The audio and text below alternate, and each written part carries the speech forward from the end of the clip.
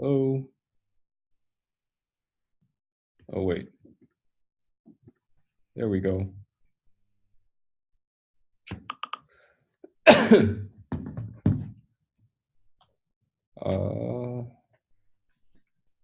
people hear us? Probably not. Let's see. Logitech webcam. Hello. People hear us?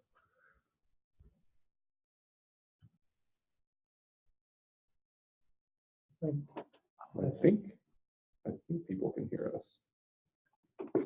I'll try to open that.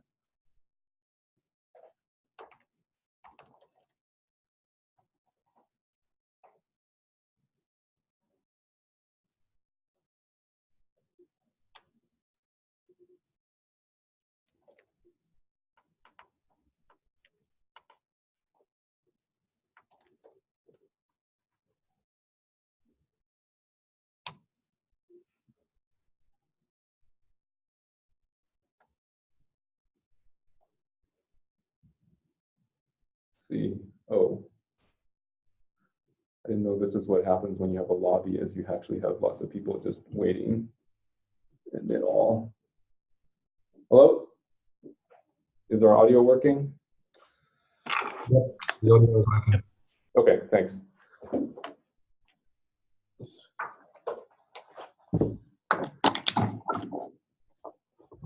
We'll start in about 1 minute.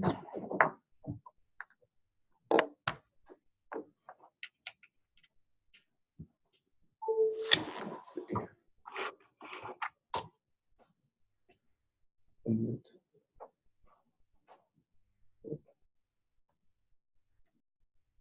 See if this works. Okay. Oh, that's such a weird perspective. Okay. All right. And I'm recording.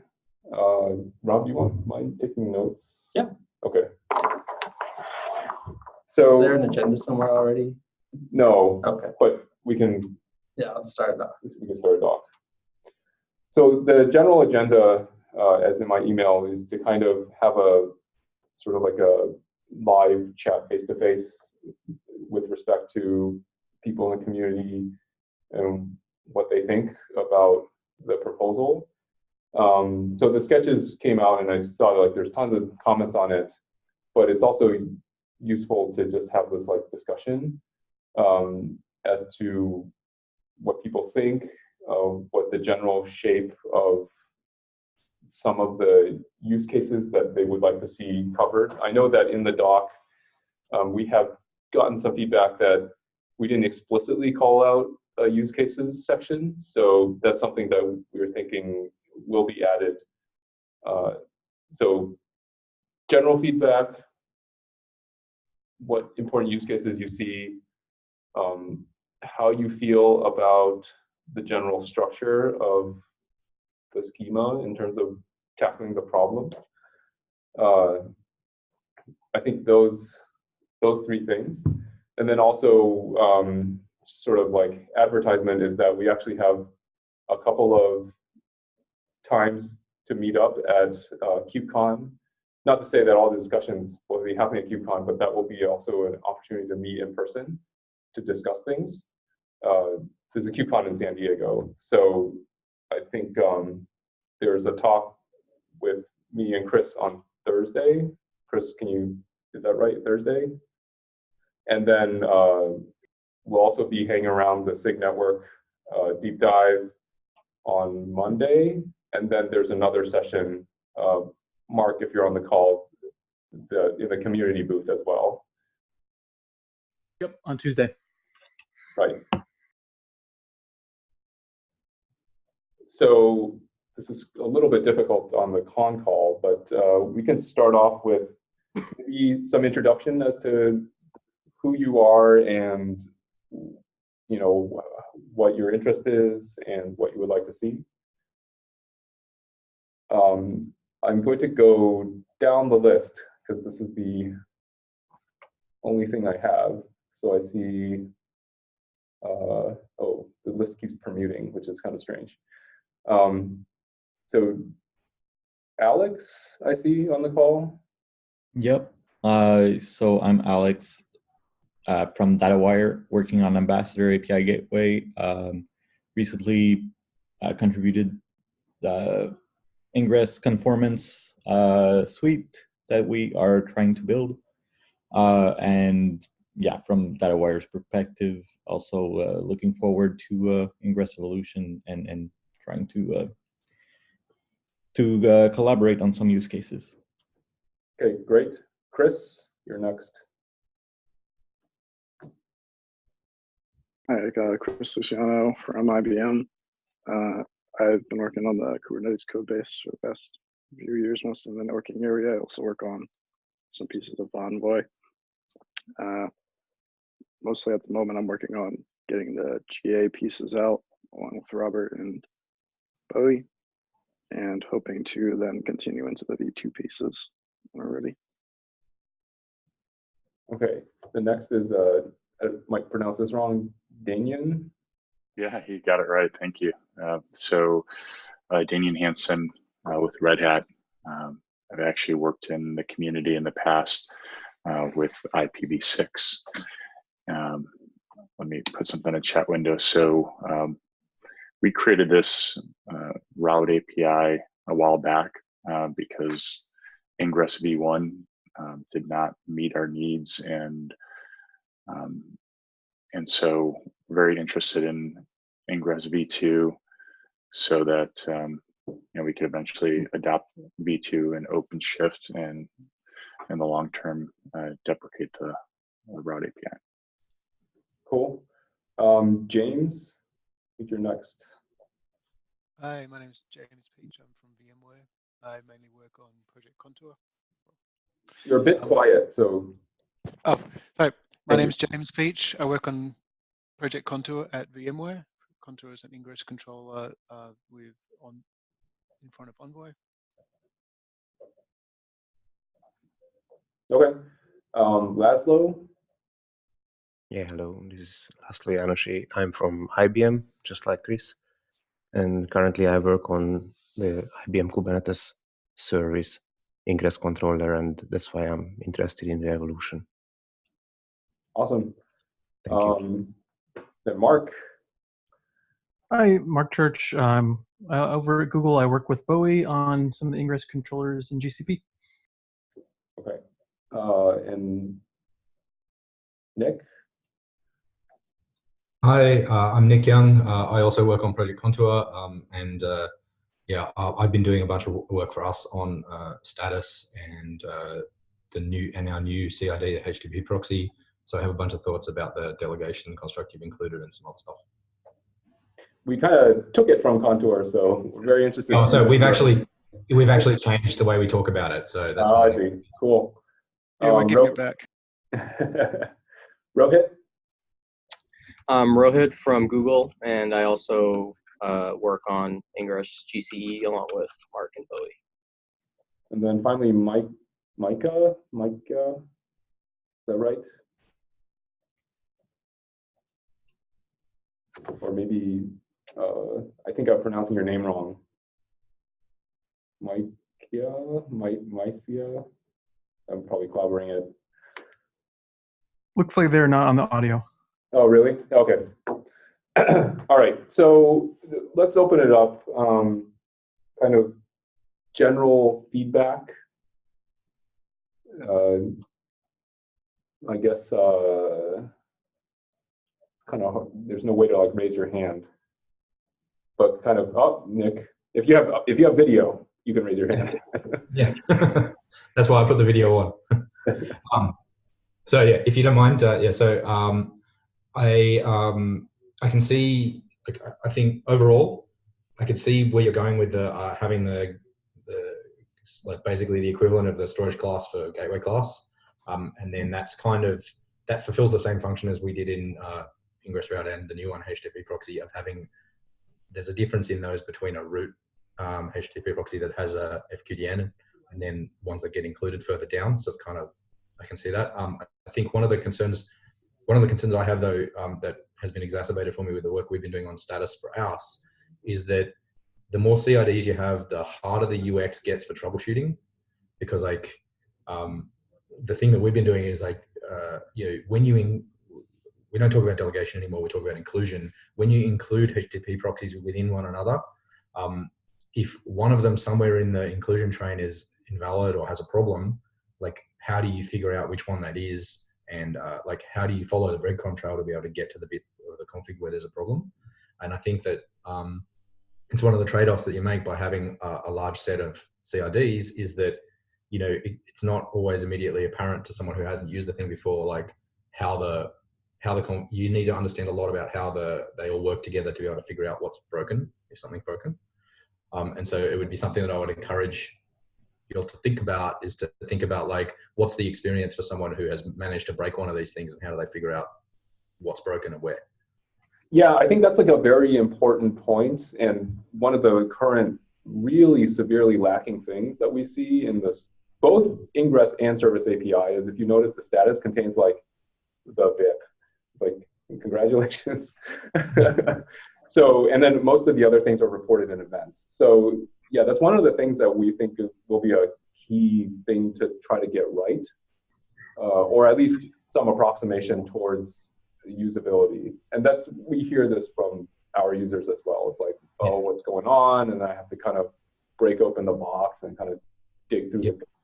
I think anytime you've got to use kubectl describe to understand what's going on with your thing, that kind of feels like a bad smell. Right. Like that there should be some status field that does it, ideally with like a column or something like that when you kubectl get. But those are my sort of personal views. The reason this has been on my mind is that I have been doing this exact same process for our new CID, which is HTTP proxy, and we changed the name so that there was less name collision with the base ingress object, because it used to be called ingress route. That's right. And so like Dave was like, I don't like that. You've got to, when you say ingress route, there's no way to talk about it in a short way without confusing people about whether or not you're talking about the base ingress or outmin. And so that's why we called it a somewhat even more unwieldy name, but now it's unique at least. The other thing that is relevant about HTTP proxy is that in ingress route we talked about delegation. One of the things we wanted to do with HTTP proxy was make it so that you could delegate effectively on more dimensions than just the path. And so once we started thinking about that, it's kind of really difficult to like logically explain to someone what delegation means if you're delegating on multiple dimensions at once. And so that's what we ended up thinking is, and I'm not sure how well this will translate to a more generalized pattern, but the thing that we ended up changing, the reason we ended up changing the way we talk about it is we talk about inclusion now, because that's functionally what you're doing when you're delegating control, is that you are saying, please take this other bit of config and include it into the higher level one. And then it's easier to, we found it was easier to understand and explain to people what inclusion means if you're saying like, include this HTTP proxy with this prefix and this header combination, and those are your conditions on an include, and then those conditions are sort of superimposed on anything in the tree that goes down from that include, because includes can contain other includes. And so because and this is one of the things that I think the route object you propose sort of has, is that it's composable. So like you can include a route. You can include a route inside another route, and because you can include a route inside another route, that means that theoretically you can include a route multiple times inside a tree, as long as it's in a distinct set of conditions and things like that. So there's a whole bunch of sort of composability things that come up, and then those have then flow-on effects back to the status, because now that you've got a composable route and you've got like effectively a DAG of a route sort of being referenced by one another, how do you, if something goes wrong with one of those operations, how do you know where it went wrong and what happened? And it's really, really hard to figure that out unless you're really careful about that stuff. Yeah, I think that's like a very good point. It's the DAG is it's like, oh, computer scientists love that stuff.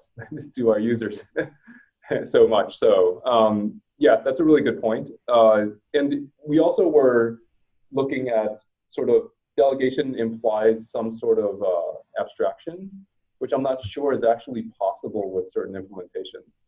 what I mean by that is like if you say, oh, this path and this prefix go here, and then that delegated person somehow exists inside that LAN, but it actually, for a lot of configs, like it's not possible to kind of make that composition without probably like messing it up in some way. Yeah, and that's because, I mean, luckily for us, we're designing our CID for a very specific purpose, and so we don't have to be as general. And so for us, the include construct makes sense because that's what we are rendering at the end of the day is a serialized Envoy config, Right. because you're programming Envoy, right? And so it's going to come down to a list of rules that Envoy sort of passes a request through, and first one wins. And so, that's why the include semantic, using the word include makes sense, is because that's functionally what you're doing. Because at the end of the day, what you end up with is one really big HTTP proxy object that has all of the config from all of the things that descend from it, sort of in memory, essentially. It's not exactly how it's implemented, but it's close. And so if the inclusion sort of leads the users to think about it in that way, and so it makes it less of a jump for them to understand how the whole thing works. Whereas if you're thinking about delegation, like it kind of, DNS delegation is your model, right? But again, DNS delegation has only a single dimension that you delegate on, right? That, portions of the domain name is your delegation thing in terms of DNS.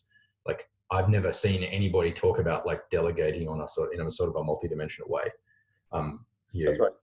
Yeah. So like personally, yeah, I mean, I understand what you're saying. I tend to think in a pretty mathematical way. So when I'm thinking about inclusion, I'm actually thinking about it, limiting the phase space of the possibilities. You're sort of saying you can include anything inside this space that's bounded by the conditions that I give you. You can't change those conditions, but you can do anything you like inside those conditions.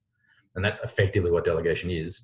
And so I don't think it really matters too much what you call it, as long as it's clear how that operation works.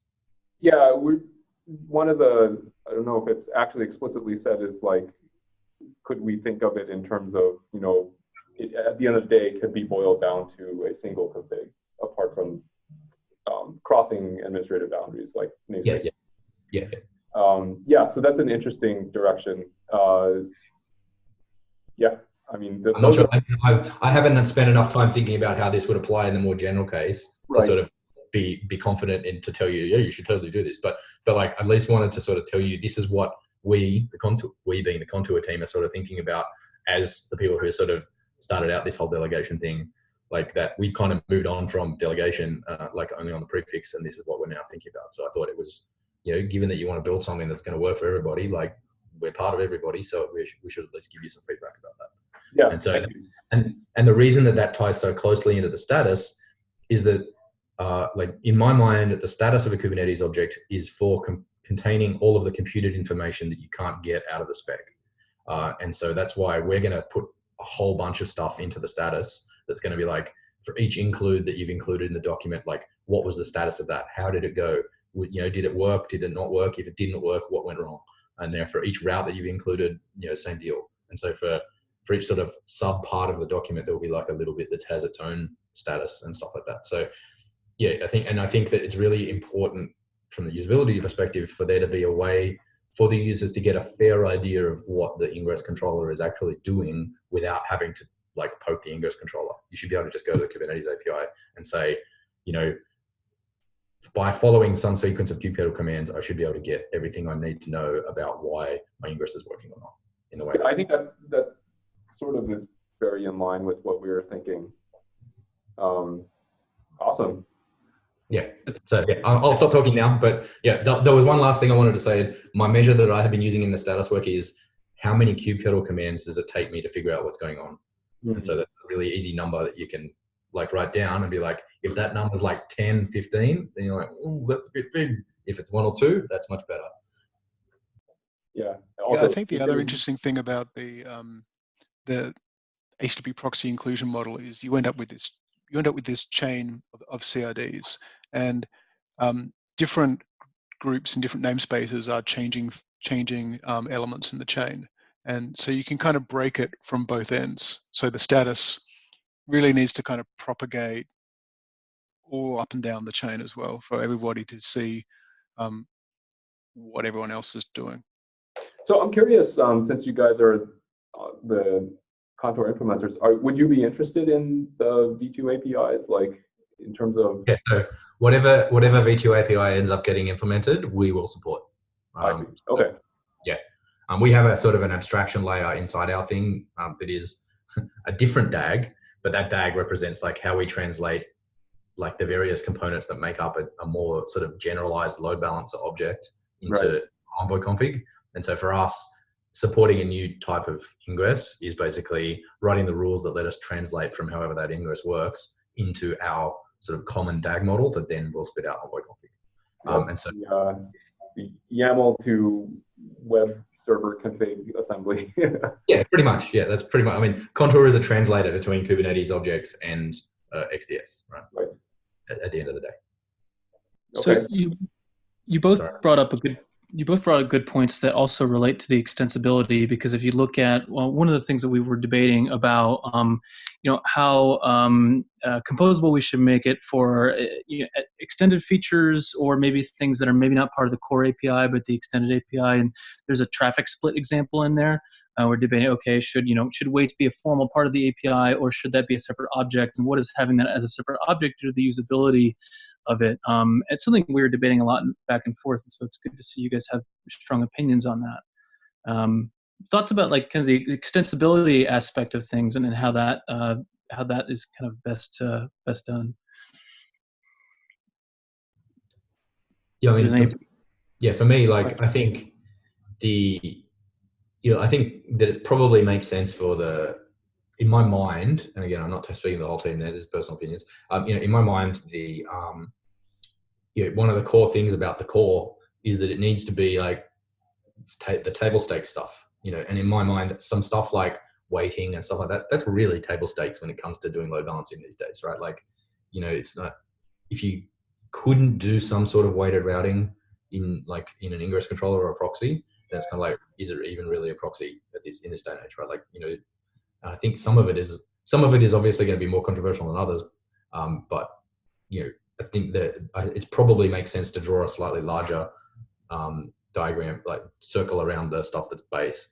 With respect to the extensibility, it does make some sense to have like a way that you can extend it with some sort of CRD, but again, it comes back to that issue that I said before, was the more CRDs are involved, the harder it is to troubleshoot, the harder it is to operate. And so that's your trade-off, is greater sort of configurability. Uh-oh. Is that us? Oh, I think we lost you for about 1 minute. Oh, sorry. Yeah, so sorry. In the end, it comes down to more CRDs equals like worse operability. And so you've got to be confident that if you're going to add extra CRDs, that they really, or the ability to sort of extend via CRDs, that people are clear about, how much complexity that's going to add to the people actually using it, and is that a good trade-off for them? And B, there needs to be a mechanism where you can ensure that that information about the computed bits of the CRDs ends up back like in the base thing somehow. Like, there needs to be sort of some mechanism for the status of the CRDs to flow back to the thing that references the CRDs, if you see what I'm saying. And whether or not that uses the actual status part of the object or not, I don't know. But that's the information about what is happening with the thing that you are including or referencing should have a way to get back to the thing that is the referencer. Okay. Yes, I definitely agree with that. Debugging is paramount. Any other feedback on the call?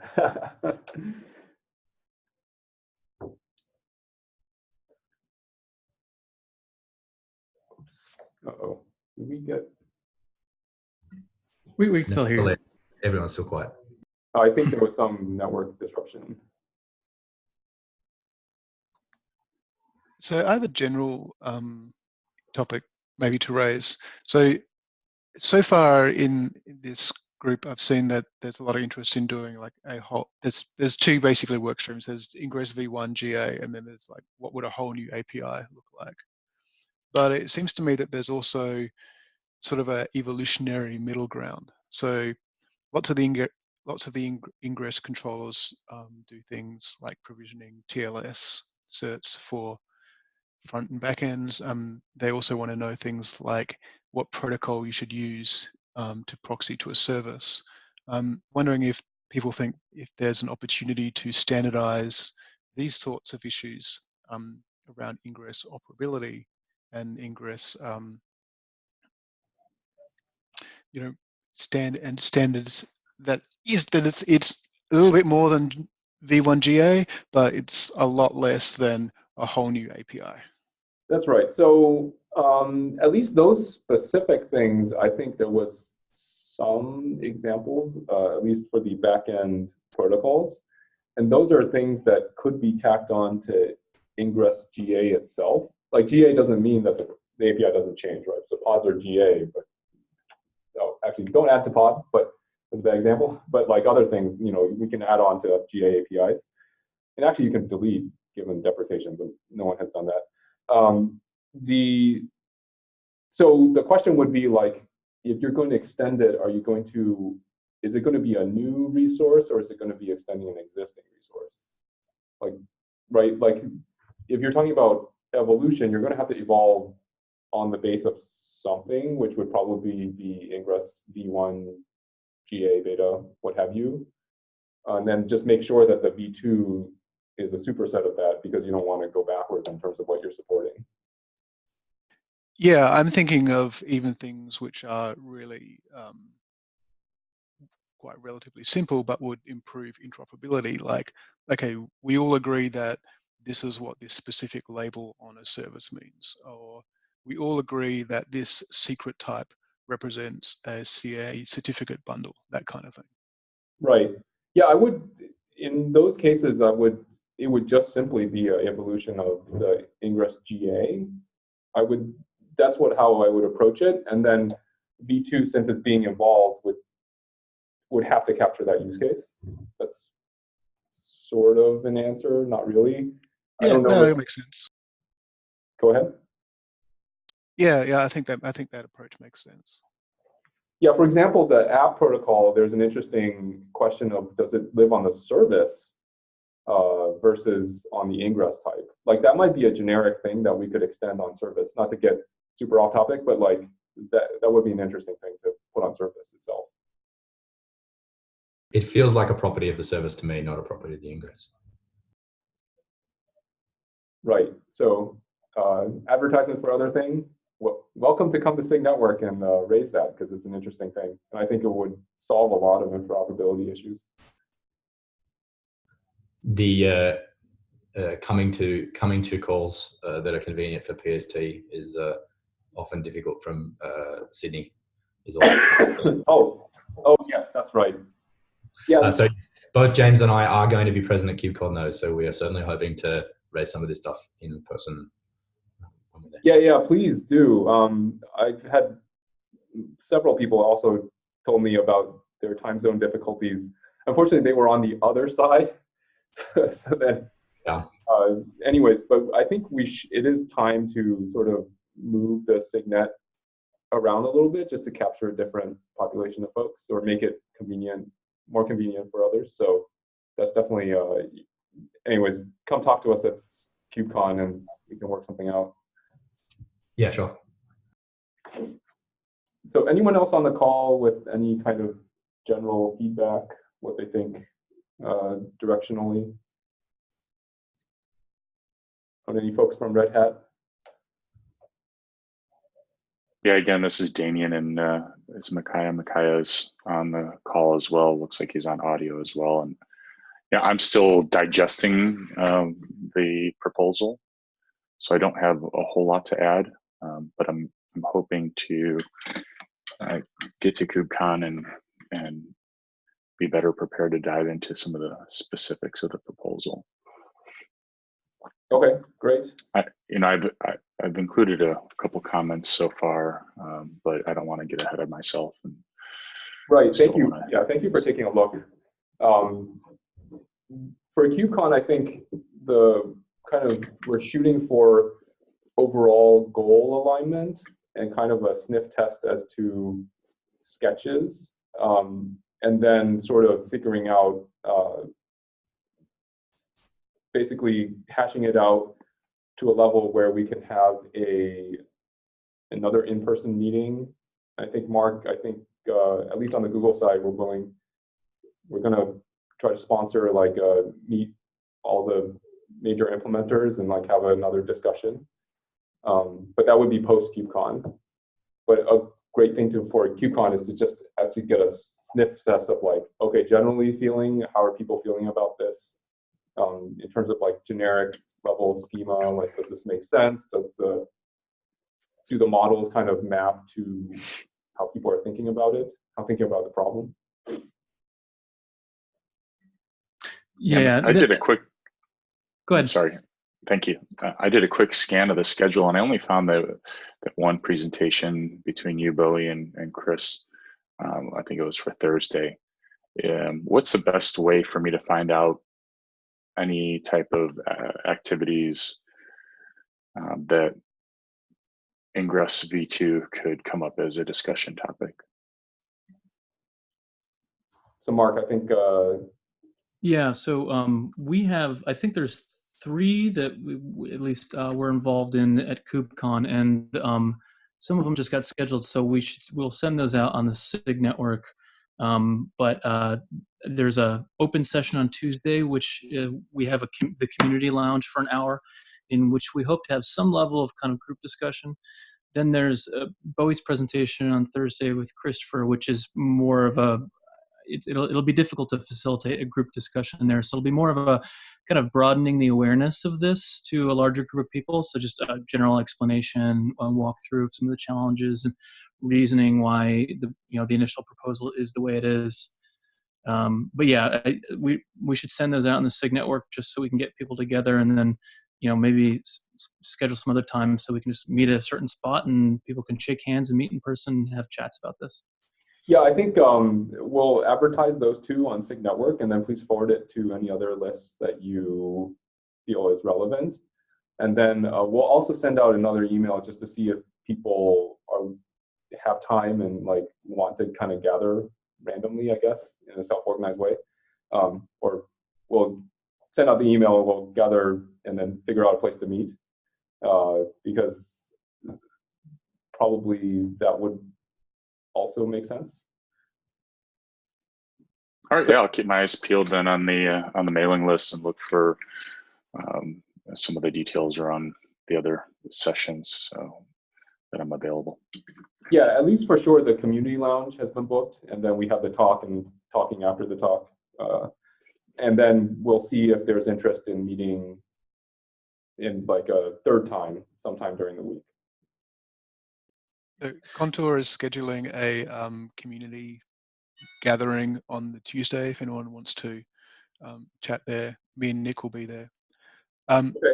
So yeah, these gatherings, it would be great if we can also take some notes back to the mailing list, I think. Okay. Yeah, so we were actually talking about kind of what we want to get out of KubeCon, or at least the next couple weeks of this. And I think one of the things that was left pretty intentionally vague on the proposal is what's the scope of Ingress. A comment was made by someone else that generally if there's a disagreement about how the Ingress API should be, it's just because people have different ideas about what problems Ingress should solve. That's one of the things we want to try to get out of this is the boundaries and the scoping of what Ingress really should be doing. So that's kind of one of the primary goals that we hope to talk about with people.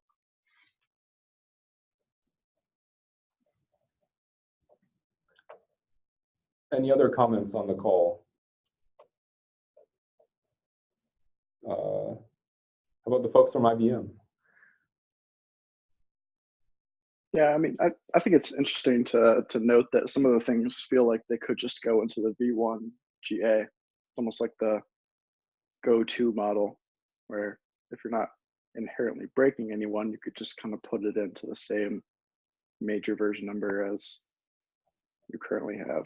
And I can't think of a lot of things that we've talked about that would be necessarily breaking changes from the V1 KEP that we currently have planned.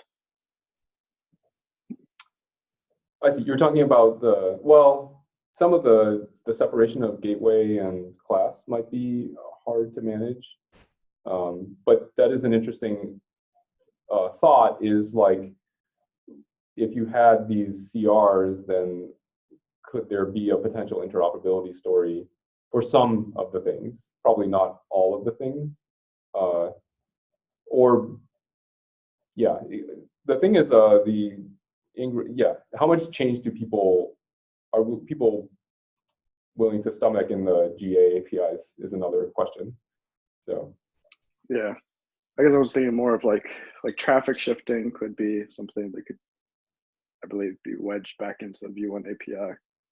Because by default, you just send 100%, and then if you have this optional field to split it, that's a very additive thing that could easily be wedged in. But yeah, I forgot about the gateway class nomenclature and whatnot. yeah, so that's an interesting thing. Actually, you should definitely think about that. Okay, any other thoughts? So Bowie, maybe you could just spend a little time talking about the gateway class and that, and like, I mean, it seems to me that it's basically kind of effectively a replacement for the ingress class annotation now.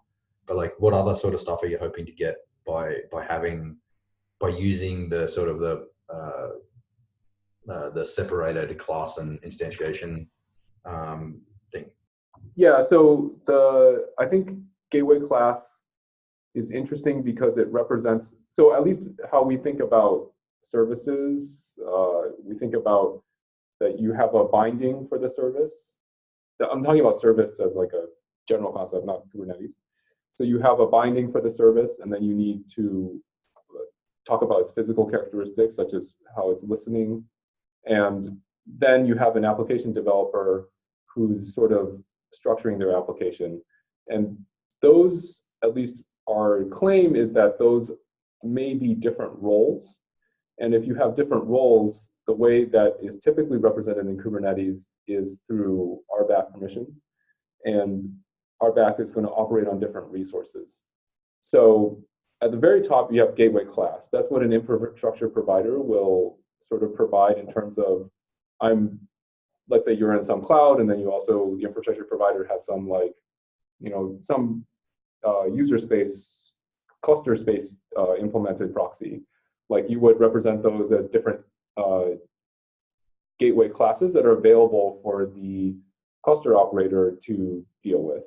Now, as a cluster operator or as a NetOps or SRE, you may want to control, which one of those are going to be instantiated. You don't want random app people instantiating internet-facing traffic apps, for instance.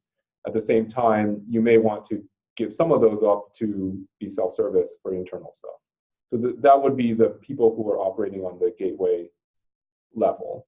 Now, the application developer, you would like to sort of delegate all the application description for. And let's say they have written an application and they have some routing that goes to some services. They could attach it to an internet-facing thing, as well as, let's say they have a self-service model for some internal gateways that then they could use for testing their applications. And then finally, as we, it seemed like a great idea from Contour, is there's some kind of delegation model within the application teams, because we know that there tends to be some more sophisticated arrangement of folks stitching together applications. Does that kind of cover the resources? Yeah, I think so. I guess for me, the thing to sort of be 100% clear on was what, the difference between sort of the gateway class, the gateway, and then the route. And I think, so like, in terms of, say, from my point of view, do you think that like an ingress controller like Contour, that is a gateway class or a gateway? Like, when I'm setting up Contour, do I configure a gateway class and a gateway, or just a gateway that implements a gateway class? I think, so Contour, not the current Contour, but let's say in this schema, right? Yeah. So the Contour may be offered as a service by the cluster operator or the infrastructure operator who's going to operate the cluster. So it may be that, oh, hey, there's a gateway class called, like in-cluster internal proxy And then that in turn will cause Contour to consume gateways attached to it. Now we know that a lot of the Ingress implementations today, the user space ones, basically kind of are co-hosted. A lot of the models are co-hosted with the proxy software itself. So the notion of a workload that's running the proxy and the sort of Ingress controller that configures the proxy are basically wrapped up in the same thing. An interesting alternate model is sort of where the controller is somewhat of an operator in that you can self-service these gateways. Let's say they're internal, for example, Nginx instances, right? You can say, I create a gateway that's going to deploy an Nginx instance, and the controller is going to manage that configuration. And then those gateways will can have their own for example, let's say you had two applications that wanted 443, but with different certificates, and those are conflicting if you put them on the same instance of the proxy. But if you had this deployment model, you could actually have these self-service proxies. Like you create a gateway, and then it'll instantiate a proxy, and then you can have your own configuration. Okay, so the sort of intended use for the gateway CID is to be a thing that like higher level operator style controllers will watch and then take actions on to then provision things that will then allow people to use those gateways as like for their routes. Yeah, so it allows both models. So and then we kind of have to work out, of course, the details, right? Like, but like right now, that's what separates the cloud providers mostly from the bundled controller providers, is that the cloud providers, that is the kind of experience that people have, is that it's going to be a separate thing, whereas the sort of merged ones is basically everything is going to be thrown onto the workload that's implementing it. So there is some continuity there. So I guess, one of the things, I don't know if you probably haven't paid much attention to it, Contour, which is fair, but one of the things we did a little while ago is we moved away from having our stuff all in the same pod. So now we actually do have, there is our recommended deployment way is to have a set of envoys as the actual proxies that route the traffic, and then the controller, the actual Contour that configures those envoys is a separate deployment. Yeah, I actually saw that. So I was like, oh, that's great. You guys are moving along that continuum. Yeah, exactly. Yeah, because we found that people were finding that just the operational overhead of, hey, I want to upgrade, or I want to kick Contour for some reason. That means that all my proxies drop. Was not ideal. Right. Yeah. So thanks. That's why I think it's one of the things that I can see some reasons for doing it, but I think it's obvious that you've spent more time thinking about this than me, and so it's useful to be able to get more reasons why you do it that way. Because obviously for our one we have the HTTP proxy, and there are in thinking about it as well, I've also considered that you're 100% right. There are two personas. Like there's the people who do the infrastructure and configure the where the traffic is going to be routed to, and at the sort of the infrastructure layer. But then in terms of just owning the app, there's also the people who own the top level domain, or the actual domain that you then have sub routes of as well for us. And so right now we don't distinguish between those with different CIDs. We anticipate that people will do that using the inclusion mechanism. And so the administrative boundary that people are expected to use to control access to that is namespaces. And so you put the root HTTP proxy inside one namespace, and and any TLS or anything like that can go in there, and then you delegate bits of that out. You delegate the path or sort of other conditions out to other people's HTTP proxies. So how do you prevent people from constructing different types of HTTP routes? Is it going to be a policy, like an open policy agent kind of thing? Because you can't do that with RBAC, like the standard RBAC.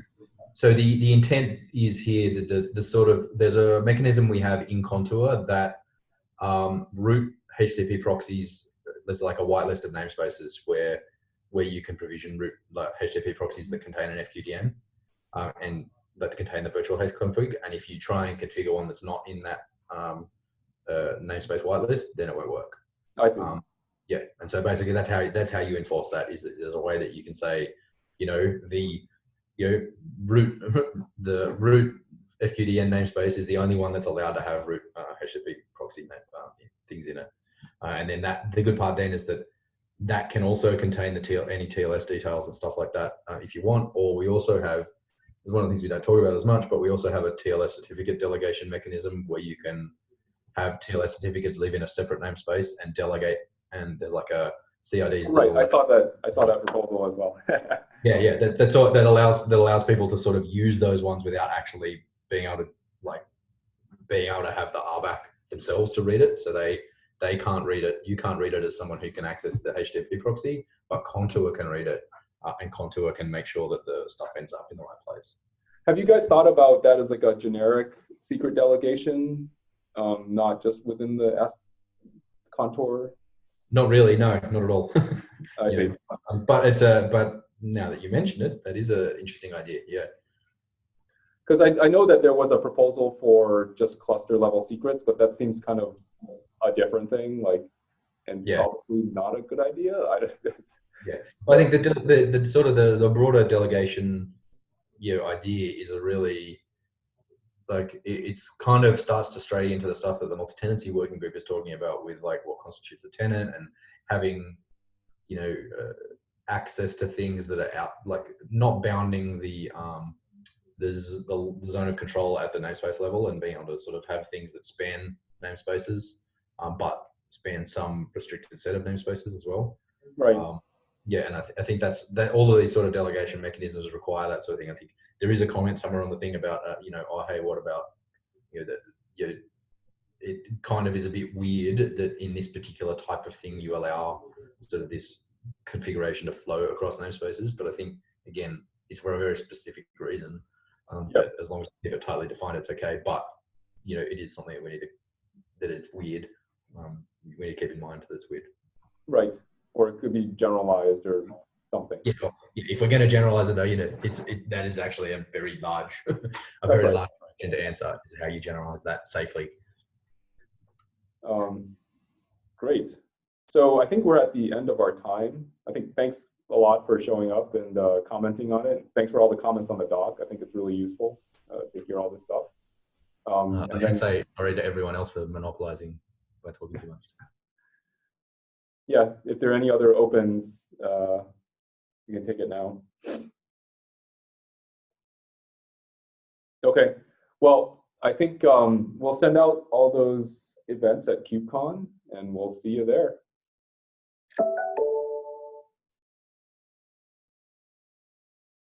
Thank you. All right, Bye. thanks everyone. See ya. Yeah, thanks very much.